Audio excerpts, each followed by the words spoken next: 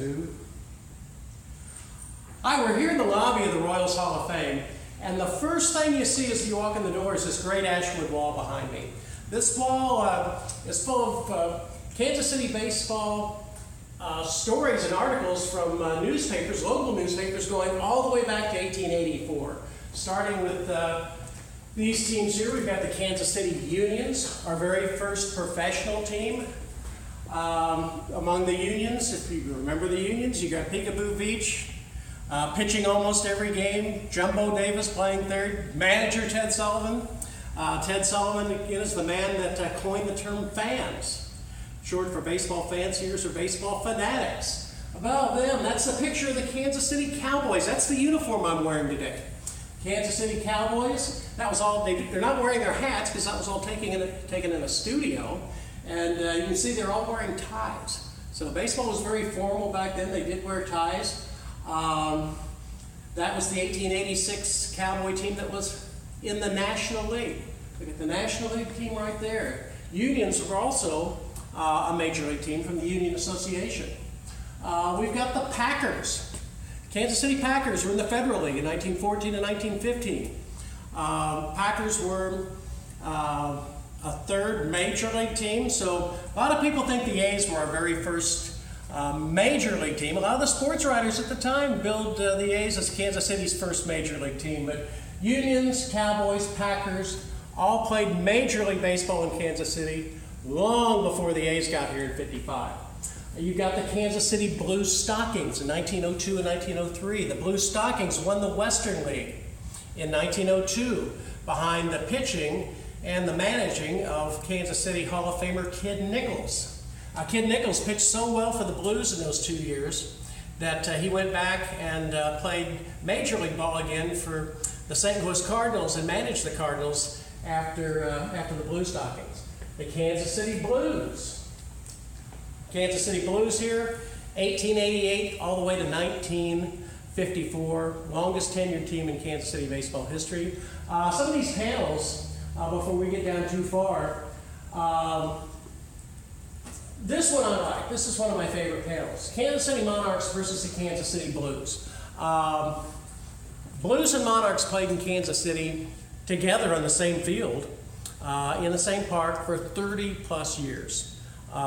Kansas City had to support both of those teams. And in this case, they decided to play a city championship. That goes all the way back to 1921 was the first time they had their city championship. The Monarchs had just been formed in 1920, so they were a new team in 1921. Not a lot of people really knew about them. The Blues at that time were Kansas City's professional team and had been for 30 years, so they didn't really think much about the challenge from these newly started Negro Leaguers. But they took up the challenge. City championships were quite common in those early days. In New York, the Giants and Yankees would play each other. In Philadelphia, the old Athletics and Phillies would play each other. St. Louis, Browns, Cardinals, obviously Chicago, the Cubs and White Sox. So city championships were not new. They were pretty common, and what it did, it extended the season for teams. It'd give those teams another paycheck and those players another paycheck, and it would give bragging rights of the city to that team. So anyway, Blues Monarchs played that game in 1921. I had that series. It was a 9-game series. And it turned out the way the Blues thought. The Blues beat the Monarchs 5 out of 8 games. But everybody was real happy. The Monarchs, their ownership and their players made a lot of money. The Blues made a lot of money out of it. It was well attended by both blacks and whites. And so they decided to make that an annual game. So 1922 season came along. In October, they played this series again. This time, though, a little bit different outcome. This time, the Monarchs beat the Blues 5 out of 6 games. Almost swept them. The Blues could only muster one win, and it was a 1-0 win. And a lot of people were shocked. Again, in 1922, the Monarchs had only been around 2 years. Nobody really knew how good they were, except the Monarchs. They knew how good they were. But they trounced the Blues in that series. And a lot of people in Kansas City were pretty upset. The Kansas City Star came out and proclaimed the Monarchs champions of the city. And keep in mind, this was 20 years before Jackie Robinson, so a A lot of people were upset. No one was more upset about that than a man named Thomas J. Hickey, who was the commissioner of the American Association. He decided after that game that he was going to ban interleague play between the Negro Leagues and his American Association teams. He didn't want any more of his association teams being embarrassed by these newly formed Negro Leaguers. So although the Monarchs and the Blues played together in Kansas City, 30 more years, they never had another city championship based on the beating that the Monarchs put on the Blues there in 1922.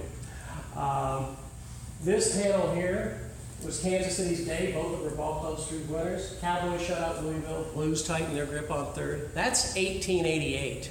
So that's the first time Kansas City had to support more than one professional team.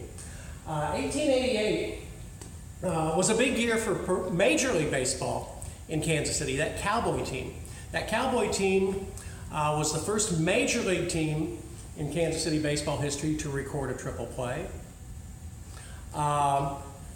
That Cowboy team in 1888, a man named Sam Barkley was the first Kansas City Major Leaguer to hit for the cycle. And on June 6, 1888, a pitcher named Henry Porter was the first Kansas City Major Leaguer to throw a no-hitter. That great 1888 season, that Henry Porter actually had 38 losses, but one of his rare wins was that no-hitter. So that's a great year in Major League Kansas City baseball history for the Cowboys. Now on the other side of town, we had the Blues, and they were the bitter rivals of the Cowboys, and that's where their name actually came from. The Cowboys were wearing these all-white uniforms like I am.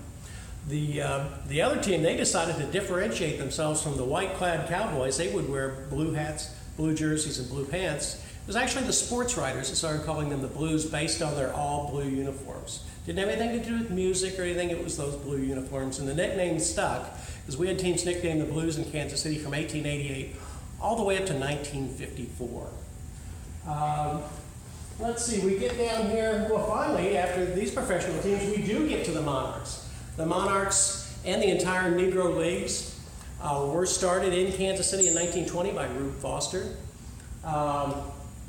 More Hall of Famers played for the Monarchs than any other Negro League team, Cooperstown, and more Monarchs made it to the big leagues than any other Negro League team. The Monarchs became probably the most storied of all the Negro League franchise teams.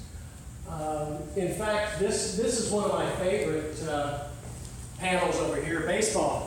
Babe Ruth and Bob Musil playing with an all-star team versus the Kansas City Monarchs, Sunday, October 22nd, 1 o'clock sharp. Back in the early days, a lot of these Major League teams would barnstorm throughout the Midwest and West where there wasn't a lot of Major League ball. And they would extend the season. And it became quite lucrative for these All-Stars to run around with Ruth. Sometimes at the end of the season, these All-Stars could make more money barnstorming than the owners would pay them for the entire season. So it did become quite lucrative for these barnstormers at the end of the season. In this case, they decided to take on the Kansas City Monarchs. Sometimes they would take on a factory team or a minor league team. And Ruth was unusual because he would take on some of the Negro League teams. A lot of the barnstorming teams, the white Major League barnstorming teams, would not play a Negro League team, but Ruth was different. Ruth did. And this happens to be also 1922. Again, the Monarchs were just 2 years old. And this is Sunday, October 22nd. In fact, if you recall, I just told you about that game between the Monarchs and the Blues where the Monarchs shocked the Blues and won the city championship. Sunday of that very same week, Babe Ruth and his All-Stars roll into town to take on these Negro Leaguers that nobody's ever heard of. And behind the pitching of future Hall of Famer Bullet Joe Rogan, the Monarchs did beat Babe Ruth and his All-Stars that day. So I kind of pinpoint that one week in late October to where the Monarchs really did turn the corner and to become one of the most storied franchises in Negro League baseball history. That's the Monarchs. Here's Harry Truman in 1955 throwing out the very first pitch, throwing that pitch left-handed. And back then they would throw the pitches out from the stands. This is Kansas City Athletics manager Lou Boudreau. So here's original owner, Arnold Johnson. So the Ace were here from 1955 to 1967, although they were here for 13 seasons. They never did have a winning season in Kansas City. And so they left in 1967, and the Royals, 1969 to the present.